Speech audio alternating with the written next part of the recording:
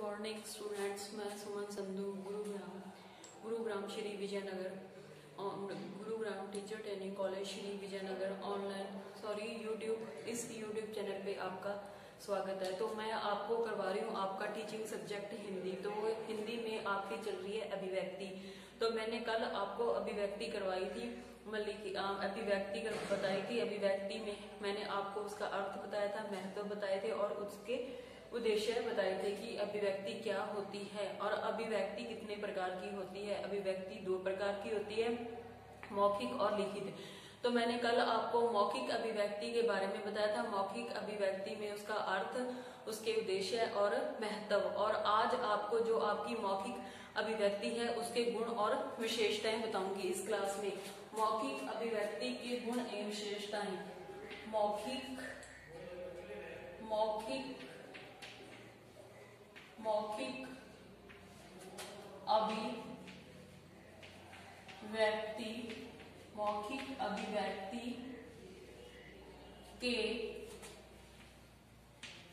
अभिव्यक्ति के गुण विशेषताएं कि जो हमारी मौखिक अभिव्यक्ति है उसके गुण और विशेषताएं कौन कौन सी हैं। विशेषताएं, मौखिक अभिव्यक्ति के गुण एवं विशेषताएं की मौखिक अभिव्यक्ति वो होती है जिसको कि मुख द्वारा बोला जाता है, कि जिसे हमारे जो वाग यंत्र है, जैसे उनका वाग यंत्र हो गए, उसमें हम क्या करते हैं, अपने भावों विचारों को प्रकट करते हैं वाग यंत्रों के माध्यम से। वाग यंत्र जैसे हमारी दांत, जीभ, गला, ये सारे हमारे वाग यंत्र, इसके माध्यम से जो कुछ हम बोलते हैं उसे मौखिक अभिव्यक्ति कहते हैं। तो आज मैं आपको मौखिक अभिव्यक्ति के गुण या विशेषता बताऊंगी। तो इसमें पहले आपका पहला गुण या विशेषता है समुचित गति।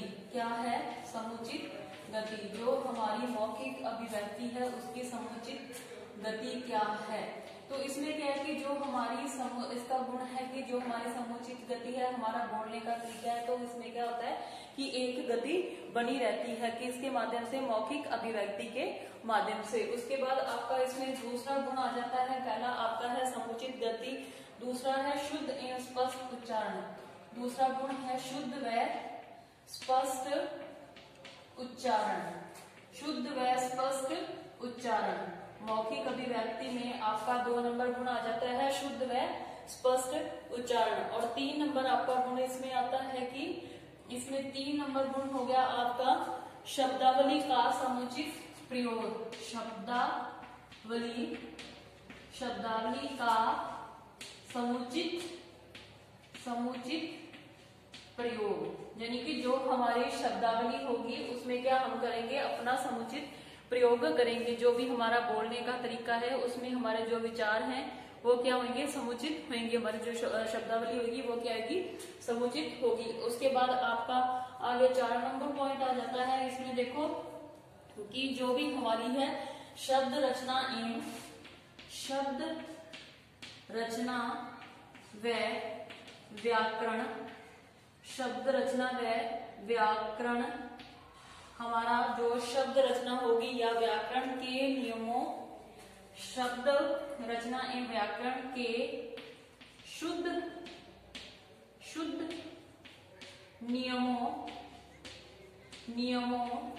नियमों का प्रयोग।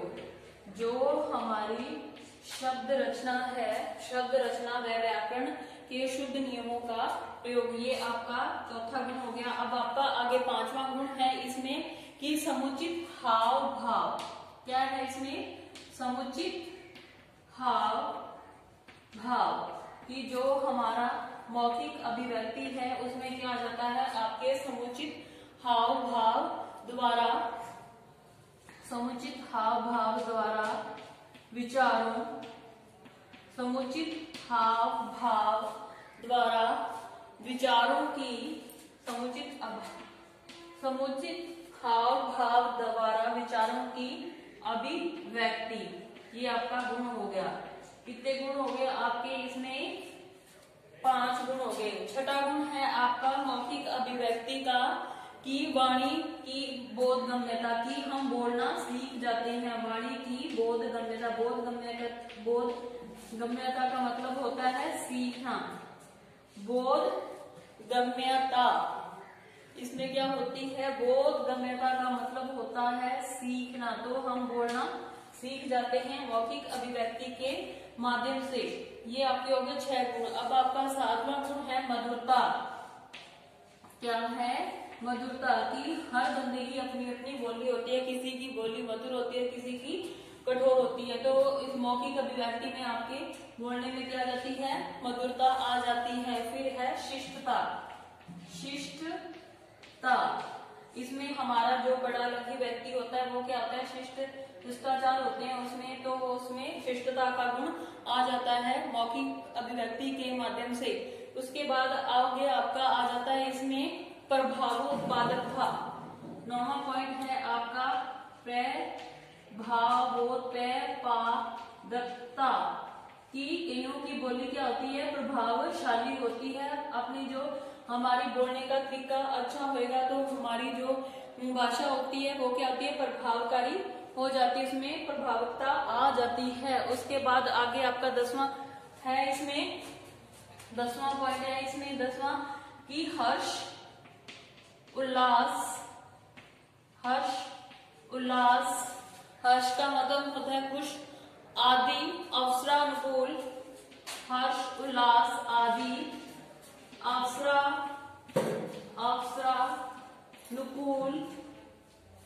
अवसरानुकूल की जो हमारी भाषा है, मौखिक अभिव्यक्ति है, उसमें क्या होता है, अवसरानुकूल भाषा का प्रयोग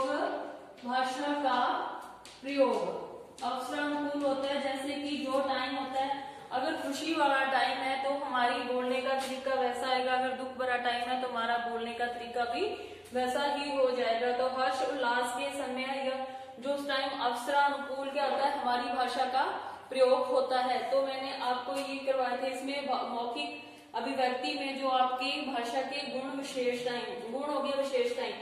गुण आपका 1 नंबर है इसमें समुचित गति की। हमारी जो जब हम मौखिक अभिव्यक्ति के माध्यम से हम बोलते हैं, हमारे जो विचार बताते हैं, तो हमारी जो गति होती है उसमें गति में समुचितता आ जाती है। तो इसमें आपका जैसे समुचित गति, हमारे जो बोलने की गति होती है, जब किसी वाक्य पे हमें जोर देना या रुककर बोलना, तो हमारे जो मौखिक अभिव्यक्ति उसके माध्यम से हम क्या करना था, हमारे बोलने की गति में समुचितता आ जाती है। उसके बाद शुद्ध व स्पष्ट उच्चारण कि जो भी हम बोलते हैं, जो उच्चारण होता है हमारा बोलने का तरीका, तो उसमें क्या स्पष्टता और शुद्धता आती है मौखिक अभिव्यक्ति के माध्यम से। आपके बाद है शब्दावली का समुचित, जो हमारी शब्दावली होती है उसका समुचित प्रयोग होता है। समुचित प्रयोग, इसमें जो हमारी शब्दावली है उसका समुचित प्रयोग होता है। उसके बाद इसमें आता है शब्द रचना में व्याकरण के शुद्ध नियमों का प्रयोग, यानी कि हम उन नियमों, व्याकरण के माध्यम से उन नियमों का पालन करना सीख जाते हैं मौखिक अभिव्यक्ति के माध्यम से। उसके बाद है समुचित हाव भाव द्वारा भी हम, जो कि हमारा हाव भाव तरीका है बोलने का, तो जो उसमें जो हमारी मौखिक अभिव्यक्ति है इसके माध्यम से गुण आ जाते हैं। उसके बाद है वाणी में बोधगम्यता, यानी कि हमारा जो वाणी के माध्यम से हम क्या करते हैं, सीख जाते हैं। बोधगम्यता का मतलब है सीखना। उसके बाद है मधुरता की, हमारी मौखिक अभिव्यक्ति के माध्यम से हमारी वाणी में मधुरता आती है। शिष्टता का भी इसमें प्रभाव होता है। उसके बाद 9वां पॉइंट है प्रभाव उत्पादकता, हमारी बोली है वो क्या हो जाती है, प्रभावकारी हो जाती है। हर्ष उल्लास आदि अवसरानुकूल भाषा का प्रयोग, यानी कि जो टाइम जैसा होता है, अगर खुशी का टाइम है, दुख में टाइम है, तो हमारे अवसर के हिसाब से हमारी भाषा का प्रयोग होता है। तो ये मैंने आपको इसमें करवाया है मौखिक अभिव्यक्ति के गुण एवं विशेषताएं। अब आगे आपको मैं बताऊंगी।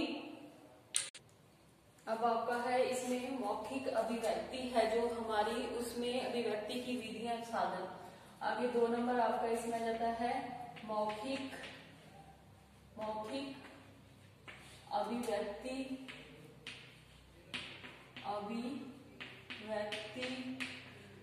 मौखिक अभिव्यक्ति के साधन एवं विधियां। जो हमारी मौखिक अभिव्यक्ति है उसकी कौन कौन से साधन हैं या अभिव्यक्तियां हैं। तो इसमें आपका 1 नंबर आ जाता है अनौपचारिक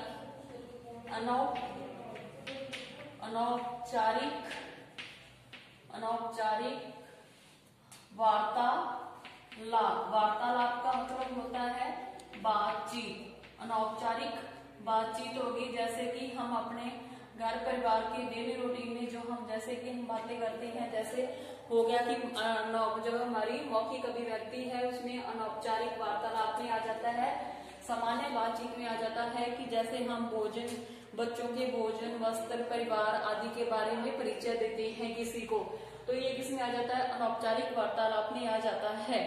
प्रिय हो गया, खिलौने हो गए, घर का सामान हो गया, मित्र, पड़ोसी, ऐसे माध्यम हैं जिन पर हम अनौपचारिक रूप में घंटों घंटों तथा दिनों तक रुचिकर विधि से बातचीत करते रहते हैं। तो ये हमारा क्या हो गया, अनौपचारिक माध्यम हो गया। जैसे कि हम डेली रूटीन की बातचीत आपस में करते रहते हैं, तो वो किसमें के अंदर आ जाता है, अनौपचारिक वार्तालाप के अंदर आ जाता है। उसका नंबर आपका दूसरी विधि आ जाती है इसमें मौखिक अभिव्यक्ति में कहानी। क्या सी आ जाती है, कहानी। जब हम किसी को कहानी सुनाते हैं तो उसमें देखो आपकी अनौपचारिक इसमें आ जाती है मौखिक अभिव्यक्ति में दूसरा नंबर आपका आ जाता है कहानी। कहानी सुनाते समय आपका जो विषय है कि शब्दावली, वाक्य विन्यास, घटनाक्रम हो गया तथा काल पर विशेष ध्यान दिया जाता था। जैसे कि एक राजा होता है, एक रानी होती है, के स्थान पर हम कहेंगे एक राजा था, एक रानी थी, आदि का हम क्या करते हैं, आदि मानक प्रयोग अपनाने पर बल होना चाहिए। कहानी सुनाने के बाद प्रश्न पूछ सकते हैं कि अमुक पात्र तुम्हें क्यों अच्छा लगा और अमुक बुरा क्यों लगा। जो जिसके बारे में हम बच्चे को या किसी को कहानी सुना रहे हैं तो हम उससे लास्ट में प्रश्न पूछ सकते हैं कि आपको ये अच्छा क्यों लगा और ये बुरा क्यों लगा। तो ये आपका हो गया मौखिक अभिव्यक्ति में आपके ये साधन या विधियां 2 नंबर होगी आपकी कहानी। अब 3 नंबर आगे आ जाता है जैसे घटना वर्णन। तीसरा आ जाता है घटना वर्णन। ये हम किसके माध्यम से बताते हैं, मौखिक अभिव्यक्ति के माध्यम से बताते हैं। घटना वर्णन में देखो विद्यालय आते समय की जो हमने घटना देखी, विद्यालय आते समय वे क्या देखते हैं, किसके माध्यम से, जो आपकी होगी या मौखिक अभिव्यक्ति होगी इसके माध्यम से हम जो हमने घटना देखी है अपने विद्यालय आते क्या देखा, विद्यालय में वे अपना समय कैसे व्यतीत करते हैं, ये आपकी मौखिक अभिव्यक्ति होगी, बातचीत होगी। वे अपनी छुट्टी कैसे बिताते हैं, वे त्योहार कैसे मनाते हैं, ये किसके अंतर्गत आता है, मौखिक अभिव्यक्ति के अंतर्गत आता है। उसके बाद आपका इसमें आ जाता है चित्र वर्णन। चौथा इसमें ये तो आपका घटना क्रम हो गया। अब आ जाता है आपका आगे चित्र वर्णन। चित्र वर्णन मौखिक अभिव्यक्ति में ये विधि आ गई आपकी, जो मौखिक अभिव्यक्ति साधन हो गए या विधियां होगी, तो इसमें 4 नंबर आ जाता है चित्र वर्णन। चित्रों के माध्यम से कहानी निबंध पूर्ण किए जा सकते हैं। ऐसा करने से बच्चों की शब्दावली, वाक्य विन्यास होगी, बच्चों की शब्दावली होगी, वाक्य विन्यास होगी, घटनाक्रम जानना आदि कौशलों को हम क्या करते हैं, कौशलों का विकास कर सकते हैं किसमें, मौखिक अभिव्यक्ति में। उसके बाद आ जाता है सस्वर वाचन। 5 नंबर आपका आ जाता है इसमें सस्वर वाचन। 5 नंबर आपका इसमें आ जाता है सस्वर वाचन। सस्वर वाचन में क्या होता है कि मुख्य वाचन के समय भाषा में प्रयुक्त स्वर, व्यंजन, संयुक्त व्यंजन आदि का प्रयोग करने के अनेक अवसर मिलते हैं। सहस्वर होते हैं कि यानी कि खुद ही बोलना होता है। हम किसी को जैसे बोल के बताते तो सहस्वर हो गया, खुद स्वयं पढ़ना, वो किस में आ जाता है, सहस्वर के अंतर्गत आ जाता है। उसके बाद आपका आगे आ जाता है प्रश्नोत्तर। मौखिक अभिव्यक्ति प्रश्नोत्तर में जैसे कि शिक्षक और बच्चा दोनों आ जाते हैं, शिक्षक और छात्र दोनों ही आते हैं। जैसे शिक्षक और बच्चा आपस में बातचीत कर रहे हैं किसके माध्यम से, और मौखिक अभिव्यक्ति से माध्यम से। जैसे कि टीचर या शिक्षक बच्चे से पूछता है, प्रश्न पूछता है तुम्हारा क्या नाम है, बच्चा आगे से अपना नाम बताता है, तुम कहाँ रहते हो, ये सारे क्वेश्चन कौन करता है, शिक्षक करता है, मौखिक अभिव्यक्ति के माध्यम से करता है, और बच्चा उसको मौखिक अभिव्यक्ति के माध्यम से क्या करता है, उत्तर देता है। उसके बाद होता है आगे वाला आपका है कविता पाठ। 7 नंबर आपका आ जाता है इसमें कविता पाठ।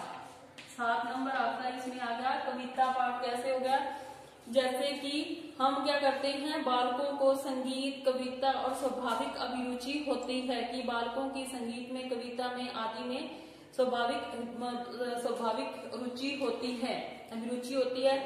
पहले बालकों को सामूहिक गान कराया जाए, बाद में व्यक्तिगत गान के लिए प्रोत्साहित किया जाए। कि कई बच्चों का क्या होता है, इंटरेस्ट होता है संगीत में, कविता में होता है, तो पहले क्या हमें उनको ग्रुप में गान करवाना चाहिए, उसके बाद एकल गान भी करवाना चाहिए। तो ये किसके अंतर्गत आ जाता है, आपकी कविता वार्ड के अंतर्गत आ जाता है। जैसे आगे आपका रहता है समालोचना। समालोचना 8 नंबर आपका आ गया समालोचना।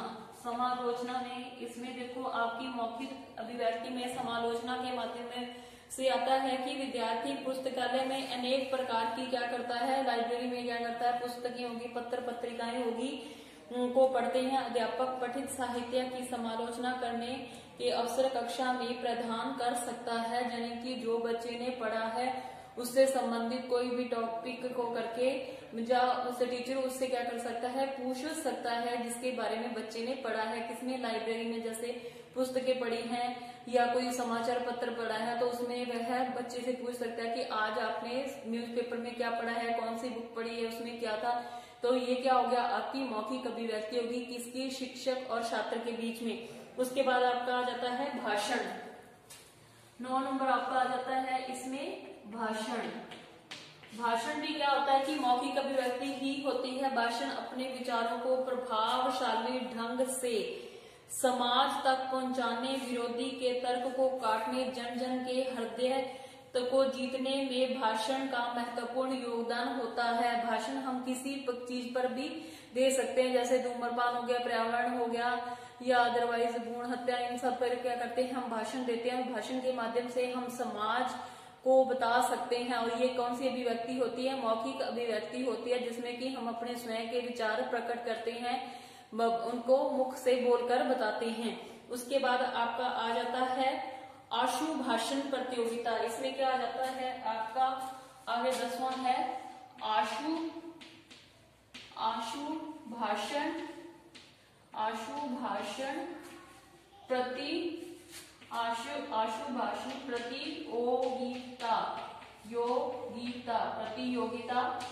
प्रतियोगिता करवानी है। आशु भाषण प्रतियोगिता में क्या होता है कि विद्यार्थियों को कुछ विषय दे दिए जाते हैं। प्रतियोगिता में, आशु भाषण प्रतियोगिता में बच्चों को क्या किया जाता है, कुछ विषय दे दिए जाते हैं। जैसे कि आपको अपने स्कूल कॉलेज में कोई कंपटीशन करवाना है, भाषण करवाना है, किस पे करवाना है, धूम्रपान पे करवाना है, स्वच्छता पे करवाना है, दूसरा इस पे नशा मुक्ति से करवाना है, या भ्रूण हत्या पे करवाना है, तो हम क्या करेंगे, पहले से ही बच्चे को उससे टॉपिक दे देंगे और उस टॉपिक पर बच्चे को क्या करना है, 3 या 5 या 4-5 मिनट के लिए बोलने के लिए कहेंगे, तो वो क्या हो जाता है, आशु भाषण। आशु भाषण में क्या होता है कि हम बच्चे को पहले से बताते हैं, लेकिन जो भाषण होता है हम उसको उसी टाइम नहीं बताते, बल्कि उसको पता होता है कि मुझे इस टॉपिक पे बोलना होता है। आशु भाषण में हमें स्कूल में प्रतियोगिता करवाई जाती है और इसमें बच्चे को 4-5 मिनट के ये बोलने के लिए कहा जाता है। तो ये कौन सा भाषण कहलाता है, आशु भाषण कहलाता है। उसके बाद आपका आ गया वाद विवाद। 11 नंबर आपका आ गया वाद विवाद। वाद विवाद होती है किसी बात पर चर्चा करनी। तो इसमें क्या होता है कि हम पहले से ही ग्रुप डिवाइड कर देते हैं और उनको कोई टॉपिक दे दिया जाता है बच्चों को, तो उस टॉपिक पे वो क्या करते हैं, वाद विवाद बच्चे आपस में करते हैं। उसके बाद आपका 12 नंबर आ जाता है इसमें कि चर्चा। तो चर्चा भी क्या होती है, चर्चा पैनल डिस्कशन हो गया आपका। इसमें भी आपको क्या करना होता है, पैनल डिस्कशन विरोधी दल के विचार धैर्यपूर्वक सुनने के गुण का अच्छा साधन है। उसके बाद आपका 13 नंबर आ जाता है नाटक। 13 नंबर आ जाता है आपका नाटक। नाटक में देखो क्या होता है कि नाटक में भावानुकूल भाषा, उचित अंगिक अभिनय, वाणी में प्रभावोत्पादकता, माइक पर बोलने आदि के अभ्यास के लिए हम क्या करते हैं, नाटकों का आयोजन बहुत ही उपयोगी रहता है। जैसे कि हम स्कूल कॉलेज में बच्चों को नाटक वगैरह करवाते हैं, तो उसमें उनके क्या होते हैं, जो भी रोल होते हैं उससे संबंधित उन पर उनको बता देते हैं और बच्चे इसका अभ्यास करते हैं। उसके बाद आपकी आ जाती है 14 नंबर बाल सभा।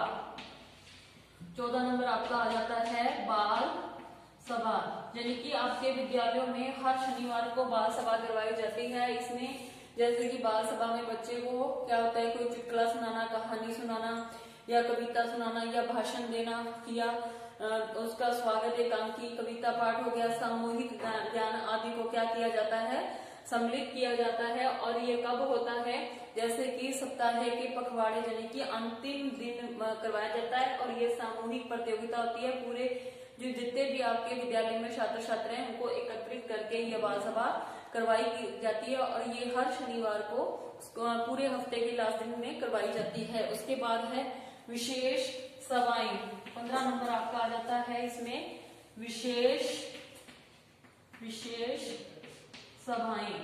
विशेष सभाओं में देखो क्या चाहता है, विशेष सभाओं में जैसे आपका हो गया, विशेष सभाओं में हो गया विद्यार्थी में व्यवहारिकता भाव, सुख दुख बधाई होगी, शोक हो गया, संवेदना, परिचय हो गया, धन्यवाद हो गया, कृतज्ञता ज्ञापन जैसे औपचारिक अवसरों पर विशेष सभाओं का क्या किया जाता है, आयोजन किया जाता है। उसके बाद आपका आ जाता है ध्वनि यंत्रों पर बोलने का अभ्यास। 16 नंबर आपका है ध्वनि यंत्रों पर बोलने का अभ्यास। ध्वनि यंत्रों पर बोलने का अभ्यास, इसके माध्यम से क्या आ जाता है कि कक्षा में टेप रिकॉर्डर हो गया, वीडियो टेप होगी, ध्वनि विस्तारक यंत्र हो गए, यंत्रों का प्रयोग किया जाता है। जैसे कि आपको आकाशवाणी तथा दूरदर्शन शिक्षा संबंधी कार्यक्रम, पाठ्य चर्चा, अभिनय अंग बनते जा रहे हैं। जैसे कि आपका ये जो अभी YouTube चैनल चल रहा है तो इसमें क्या होती है, मौखिक अभिव्यक्ति ही होती है। उसके बाद आगे आपका आ जाता है 17 नंबर सत्संग।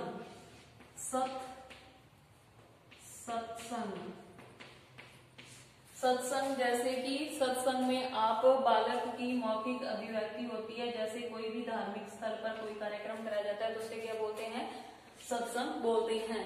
तो मैंने आपको आज करवाया था, पहले तो इसके मौखिक अभिव्यक्ति के गुण बताए थे, कौन कौन से गुण होते हैं मौखिक अभिव्यक्ति में। मैंने आपको टोटल 10 गुण बताए हैं।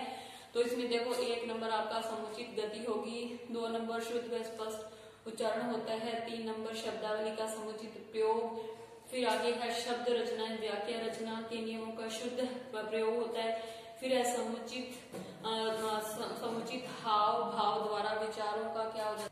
4 नंबर आपका गुण विशेषता आ जाती है, इसमें शब्द रचना एवं व्याकरण के नियमों का शुद्ध प्रयोग। उसके बाद आपका 5 नंबर जाता है समुचित हाव भाव द्वारा आपके विचारों की अभिव्यक्ति। उसके बाद है वाणी में की बोधगम्यता की, बोलने का तरीका सीख जाते हैं। उसके बाद प्रभावोत्पादकता, फिर मधुरता, शिष्टता और लास्ट में आपका आ जाता है हर्ष उल्लास और अवसरानुकूल भाषा का प्रयोग, यानी कि जो भी अवसर जो भी टाइम आता है उसके आधार पर उसको बोला जाता है। तो ये आपके हो गए गुण और विशेषताएं होगी मौखिक अभिव्यक्ति की।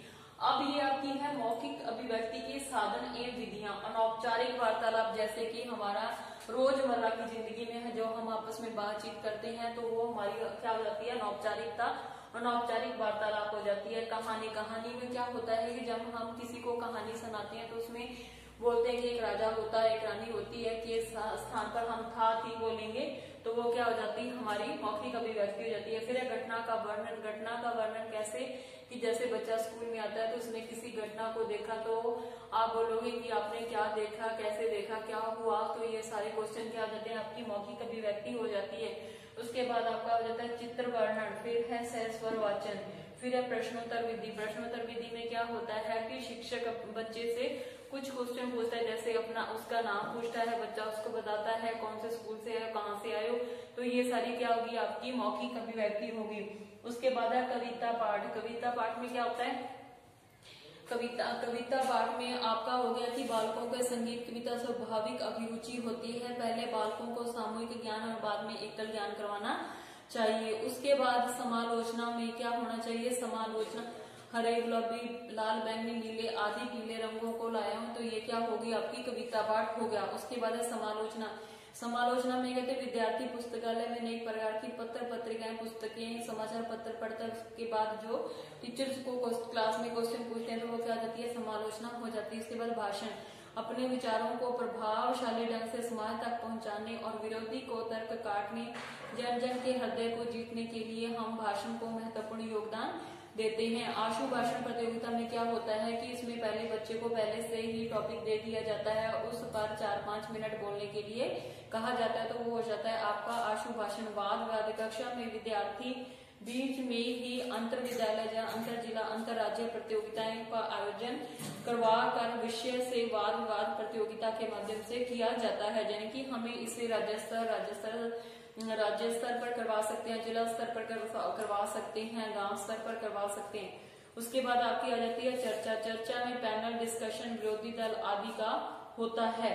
उसके बाद है नाटक। नाटक में क्या होता है कि भावानुकूल भाषा, उचित ढंग के आंगिक अभिनय, वाणी प्रभावोत्पादकता, माइक पर बोलने आदि के गुण आ जाते हैं। उसके बाद है बाल सभा। बाल सभा में क्या होता है कि बच्चा जो सप्ताह के लास्ट दिन यानी कि हर शनिवार को करवाई जाती है। इसमें आपको भाषण, चुटकुला, संगीत आदि पर सामूहिक आयोजन करवाया जाता है। उसके बाद है विशेष सभाएं। विद्यार्थियों को व्यवहारिकता का भाव, सुख दुख, बधाई, शोक, संवेदना, परिचय आदि का कर्तव्य का पालन कर औपचारिक अवसरों पर विशेष सभाओं और सभाओं का आयोजन किया जाता है। फिर है आपका ध्वनि यंत्रों का बोलने का अभ्यास। ध्वनि यंत्र जैसे आपके हो गए, टेप रिकॉर्डर हो गया, वीडियो टेप होगी, ध्वनि यंत्र आदि का प्रयोग किया जाता है। फिर है लास्ट में आपका सत्संग। सत्संग में बालक का मौखिक अभिव्यक्ति का प्रभाव पड़ता है। तो मैंने आज आपको करवाई थी मौखिक अभिव्यक्ति। कल मैंने इसका अर्थ बताया था, उद्देश्य, महत्व, और आज इसकी मैंने विशेषता, गुण और विशेषताएं बताई हैं। उसके बाद फिर साधन और विधियां बताई हैं। और कल मैं आपको करवाऊंगी लिखित जो आपकी अभिव्यक्ति है, तो इसके बारे में बताऊंगी। तो आज की क्लास यही खत्म होती है। धन्यवाद।